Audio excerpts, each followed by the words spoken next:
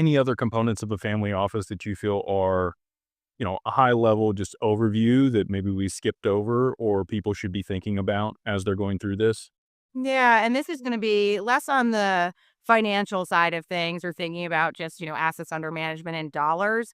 But I think that when we consider integrating a family office or doing any legacy planning, obviously my family's complicated. I think families in general are complicated. So while the structural foundation I think is obviously crucial, I think it's also important to work with families more on the human side of things. And so I think aside from just setting financial goals, it's also important to set family goals. And so, like I said, on the human side of things. So, one component of that is really talking to the family overall and defining what wealth means to the family outside of just what wealth means in terms of money or dollars.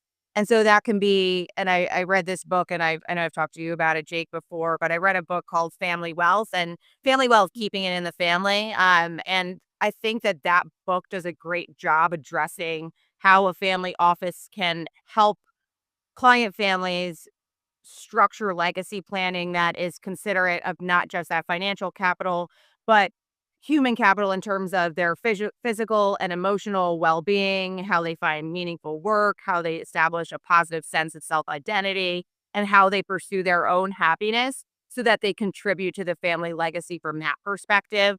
I think another aspect that comes up there is intellectual capital. So, how you ensure that your family has the right life experiences, that you make sure you digest what other family members know before you're taking on all of the responsibility of the family. That can be academic, it could be career growth, it could be artistic, it could be philanthropic, but really just making sure that the family's always learning from each other.